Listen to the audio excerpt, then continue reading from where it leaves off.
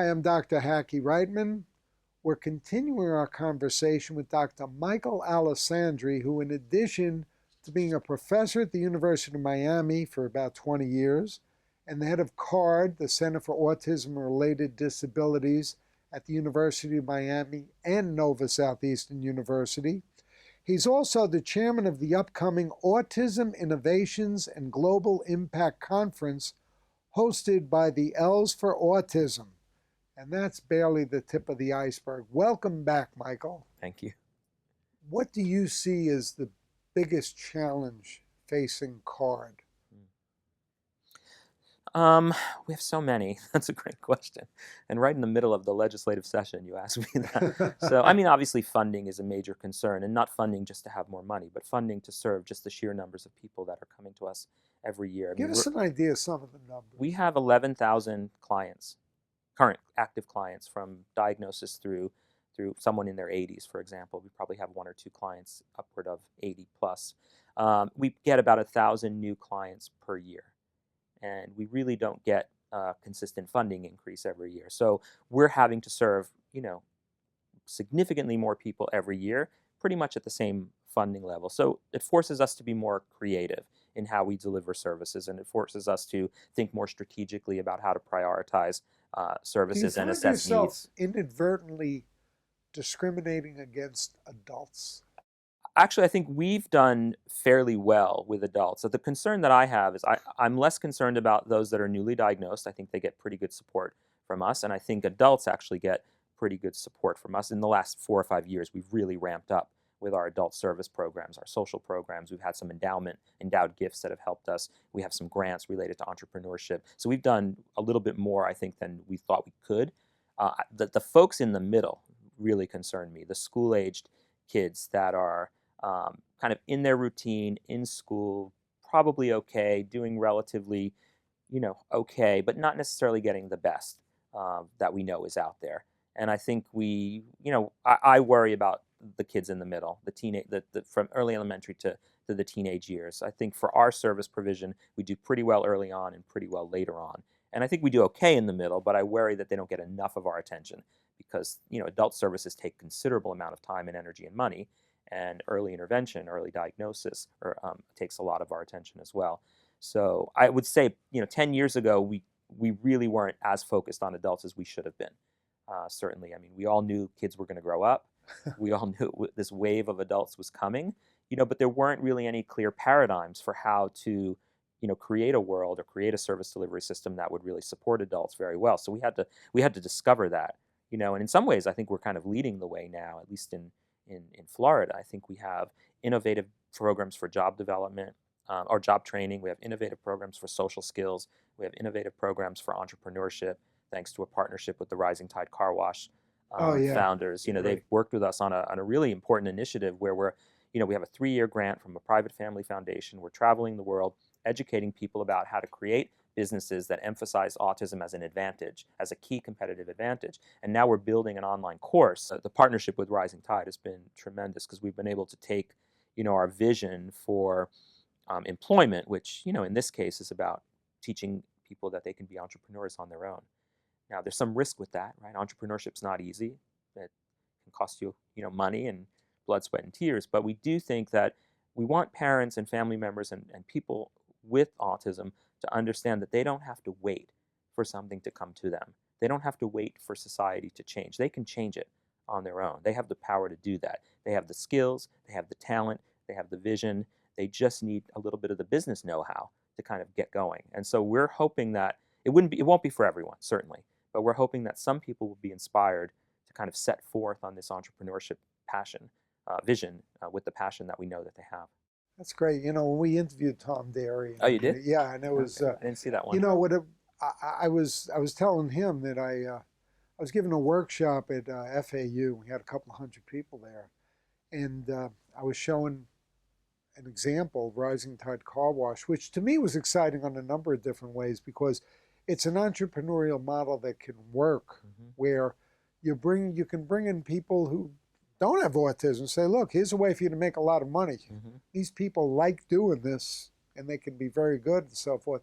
And we had a woman raise her hand and said, well, I think washing cars is beneath our children. My child is going to interview with Microsoft. And I said, It's fine. so I show him my folks' gas station in Jersey City. My folks raised 4 kids in a gas station. And I don't think it's about that. I think, like it's about in my Asper Tools book, how do we harness whatever strength somebody has, let them figure out how to make a living at it, and maximize their happiness, health, independence, safety, and help each other social out. connectedness. I mean, the interesting thing about the car wash, and I've worked very closely with the guys, so I have a few things that I'd like to say. One is, who decides what's beneath or above somebody? Right? Every individual, with a disability or not, gets to determine where they want to work, how they want to work, where they want to live, how they want to live. It's not up to us to judge that, and I think it's a huge mistake for people to judge something as being too beneath somebody.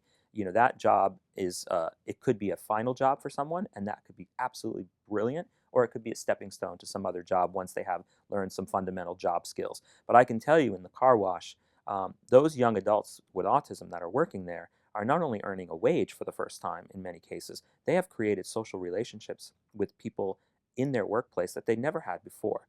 They are going out together on their own. They're hosting events, not with the owners facilitating or coordinating. They have created a social niche for themselves that they didn't have before. They have developed empathy for their fellow workers.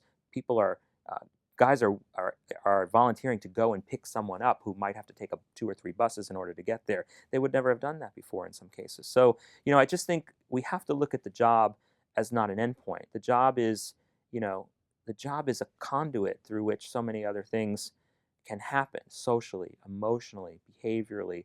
And the fact that they're earning a wage, that's pretty damn good too. I think that's critical because now not only are they socially engaged, emotionally connected, part of a team of people, but they're earning money. They can now think about having a car, having an apartment, paying bills on their own. Of course, now we need to help them understand how to manage their money because they're making money. But there are opportunities that are now created because of that car wash. And the other thing is it's a great business. I mean, when they started, they were doing 3,000 cars a month. Now they're doing 17,000 cars a month. So it's a good business and it's a good social enterprise, and it's going to create opportunities for hundreds of individuals who would have had a more difficult time finding an immediate opportunity for employment. So for some it'll be the end point. For others it will be the beginning. But so what if it's the end point? They have a job, they're happy, they're loving life, they're making money. I just think it frustrates me that people have that mentality, because I do think we always make this mistake. We always prejudge. We judge, who's able, who's not able, what's good enough, what's not good enough. And I think that takes away the whole point of, self-determination. Let people decide what they want to do.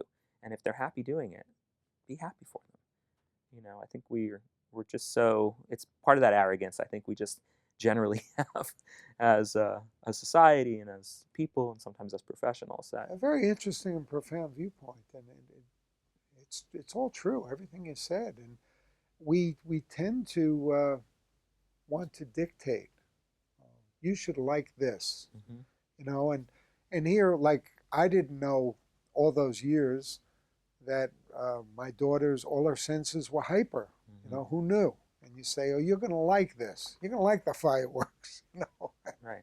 Well, I think it's failing to step back and really appreciate the other person's point of view. I mean, we talk about theory of mind and autism, and yet one of the things that's lacking all the time in these discussions about what's an appropriate outcome for someone with autism is theory of mind. No one ever thinks to ask the person with autism, is this an acceptable outcome for you? And if it is for the person, then we have to honor that. We have to give dignity to that, and not diminish it in any way. I think that's a huge mistake. For those in our audience that you've inspired by this interview to go into the field, okay, I'm getting calls from people who are interested, and I can't tell them the spectrum of different levels of things you can get into and how long it takes. I can do it for medicine. You can become a this or that, or a physician's assistant, and so on. But what is the least and what is the most? I guess if you say the most, I'll just say Ph.D. in something. Right. Well, you can graduate from college with a bachelor's degree in psychology, for example, and work as a behavior technician in a clinic or as part of a team where you're being supervised by a fully certified behavior analyst. The other option, just above that, is we actually at starting in August, will be offering a 1-year master's program in behavior analysis. So that will be a one full year, fully programmed to the point where you don't have to take any courses beyond that year. So practicum courses, classroom courses. Wow. And it's a master's degree. So you spend 1 year with us, you'll have your master's degree. At the end of that year, you'll be able to sit for the certification exam in behavior analysis as a fully certified BCBA. And that's probably the shortest path to the full BCBA because you have to have your master's for that. But there are other pathways to meaningful work in this business. You could be a social worker, you could be a marriage and family counselor, a mental health counselor, you could be a special educator, you can be a school psychologist. Obviously the longest paths are medicine, if you wanted to be a neurologist or a psychiatrist or something along those lines. For psychology, the path I took was 4 years undergrad and then 6 years in doctoral program, which included a year of internship. So it's a 10-year journey, Sure. And then it's, the journey trying to get, an academic position and maintain a career in academia. I mean, it's not easy. It's a long journey. So the PhD is definitely, with the MD, the most, the far-reaching kind of goal. But if you take it systematically and you want to have a career in autism, you just have to pick the path. I mean, I tell my students all the time, the PhD is not the be-all and end-all. I mean, it's obviously a nice degree. It's very impressive on paper and sometimes in real life, but it's not your only pathway to having a meaningful life and a meaningful career. You can help people in lots of different ways, and some don't require any degree. You can really be a teacher's assistant or a personal care assistant for someone in their home, without any degree other than a high school degree. So I think people have to just decide for themselves what path is viable and feasible, and then just go at it, go for it. The 10-year PhD path is a long one, so I will acknowledge that, if I had to do that again, I'm not so sure. It's long, and it's also very research-based, so not everyone wants to be a researcher. Not everyone wants to do an empirical master's. Not everybody wants to do an empirical dissertation. Some people really just want to work with patients for the rest of their lives, and then that's a choice they'll have to make, I think. Larry Kaplan, as head of the USAAA, took me to task because in our 40-minute documentary that you can view free of charge on our website, Asperger's Autism and the Square Root of Two, a Neurodiversity documentary, he said, I don't like that you said, I think labels are a lousy way to describe a human being, because if we don't have labels, how are you going to get grants and how are you going to get everything? Right. And and he's right in that way, Well, and as I said before, I mean, there's certainly a point and a purpose of having labels, but when labels become so restrictive and in some cases demeaning and somewhat demoralizing to the person who has the label in some cases. I mean, in other cases, there's great pride that comes with the label too, right? So the glass is not half full, not half empty. It's really just kind of. It's kind of a segue to what I'm trying to get to overcome with different brains is to get everybody to get rid of the stigma of having a different kind of brain, because we don't want to be stigmatized for any of it, whether it's mental health issues, intellectual disabilities, or anything. Mm-hmm. And when we interviewed Steve Ronick from the Henderson Behavioral Health, he said, Hackie, why is it you're not stigmatized if you go to an oncologist or a cardiologist, but we mental health professionals get better results? That's true. That's a good point. Yeah, I mean, I think that's true. I mean, interestingly, you said something that triggered a thought. We have not many, but we have quite a few young adults who come to the University of Miami as students, undergraduate students, and they have autism or Asperger's or some other diagnosis, but they, and the parents are always wanting them to connect with the CARD Center, to get the support from the CARD Center, to be affiliated with the CARD Center. And in almost every single case, these, remarkable young adults who've been so successful say, I don't want to go to college and be part of the CARD Center. I want to go to college and just be a student. I don't want to be that kid connected to his diagnosis by affiliating with the CARD Center. So the parents are frustrated sometimes that we don't provide those young people with more support, but they don't want that kind of affiliation. They want to start fresh. They want to be part of the population of young students who are going to college for the first time without kind of being tethered to the diagnosis of the past. And maybe it's still a relevant diagnosis, maybe it's not. But the point is, they don't want that kind of support. And I could totally get that. That makes total sense to me as someone who went to college once and saw it as an opportunity to just start fresh, new friends, new experiences without being, held down by the past. So, but that's tricky sometimes because the parents, parents want certain layers of support around that individual when they go off to college, and in some cases they would benefit from it, but they also they have the right to decide how they want to be supported. It's true.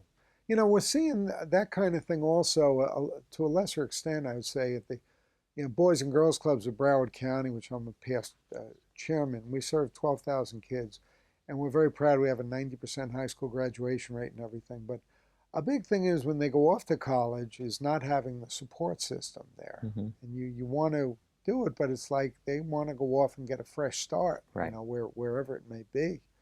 And then you get into the other things like the financial literacy and Listen, everybody wants to create the most prosthetic world for everybody who's ever had a problem at any point in their life. But that's not the world we live in. That's not the real world. And you have to appreciate that if someone doesn't want certain layers of support around them as they move on to this new experience, that they're going to have to learn through their own trial and error that they may need certain supports, and then they have to self-advocate for them. But I think I still always fall back on the idea that we have to listen to the person. And if they understand that the support would benefit them, but they choose not to have it in that initial moment, we have to respect that and be there to support them when they're ready to receive that level of support. But to pressure them to put layers of support around them at that level, I'm talking about the college student who's been admitted.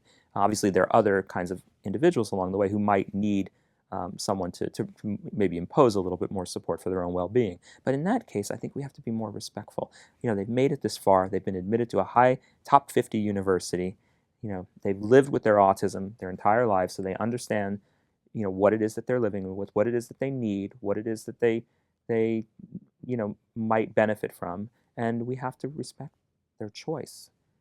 I think for me, it's at the end of the day, all my work is about respect, and it's about just dignifying the humanity of individual people to make their own choices and determine their own path.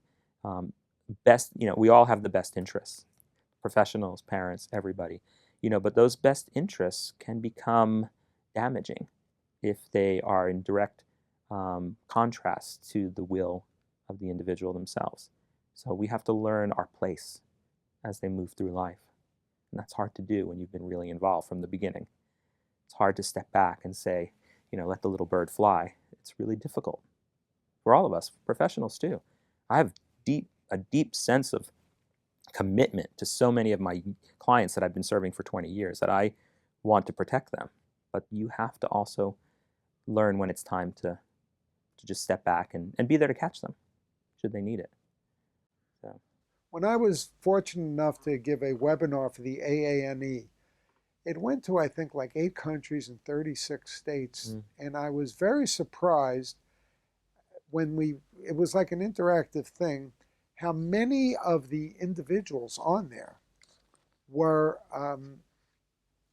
transgender or thinking along those lines, and had a lot of questions in regard to gender preference, sexuality, dating, the whole LGBT, and everything like this.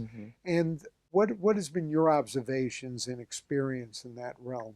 Well, I think we see the range of sexual preferences, certainly among our clients.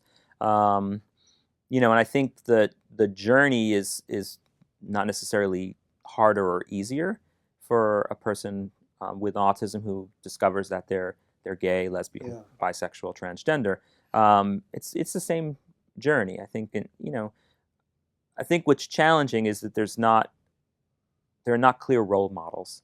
We have very few role models, even I think in the gay and lesbian community for the most part. When I grew up thinking, no one would love me, my parents wouldn't accept me, my clients would never respect me, my brothers would berate me. I mean, I didn't really understand that I could have a fully, formed, life where I was contributing in a meaningful way, and people actually accepted that. And so for a young person with autism, who also happens to be, gay, for example, I think there are even fewer role models. I mean, the typical, if you will, person with autism has Temple Grandin and so many other people who have been very public about their autism.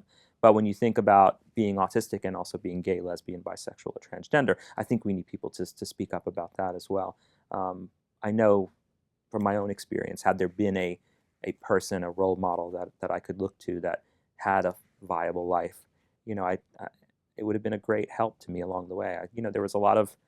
There's a lot of emotional suffering, back in my day, long time ago, with trying to come to terms with, being something that you thought the rest of the world wouldn't accept or acknowledge or honor. Well, I So make the analogy, that's one of the reasons I'm pushing different brains, because to me, nowadays, to have a different kind of brain, whether it's PTSD or whether it's anger management or autism or Asperger's or, bipolar, it's like being gay 50 years ago. Mhm. They want to stay in the closet. Let everybody come out of the closet. Right.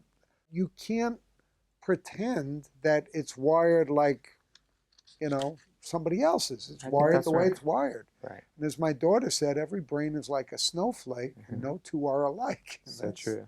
Yeah, and I think if we have, I think what you're doing is really helpful to so many people beyond the world that I live in, certainly, because I mean the idea that what you're saying, the idea that all of us are unique, all of us have our own idiosyncratic brains, all come with value, all come with challenges, but all come with a tremendous kind of opportunity to contribute in a meaningful way to the world that other people live in as well. Absolutely. For our audience, how can they learn more about the Autism Innovations and Global Impact Conference? Great. Well, the conference is all over the internet, and we're publicizing it in every media forum we can. If they go to the L Center of Excellence website, they can, and I think you'll have a link to that on your site, they can look up the Autism Innovations Global Impact Conference and look at the program. There are opportunities for people to register with a discount. If you're a registered card family, you can register by typing in family or card. Actually have to check on that. If you're a parent, you can type in parent, and there are many other opportunities for discounted rates as well. It's going to be a wonderful, I think, transformative conference for South Florida. We really haven't had, I think, in my opinion, a really high level scientific autism event in a while. I think we have great card conferences every year in the state of Florida, and we have other regional conferences for national associations, but something that's this dedicated to autism research and the global impact of it is really pretty special.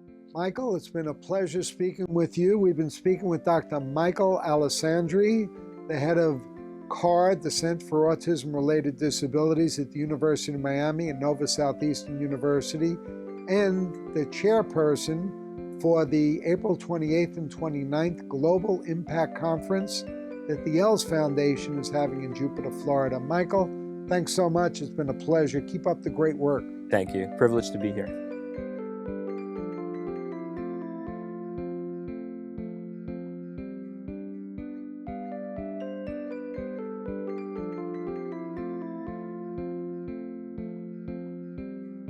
For more information, visit us at differentbrains.com.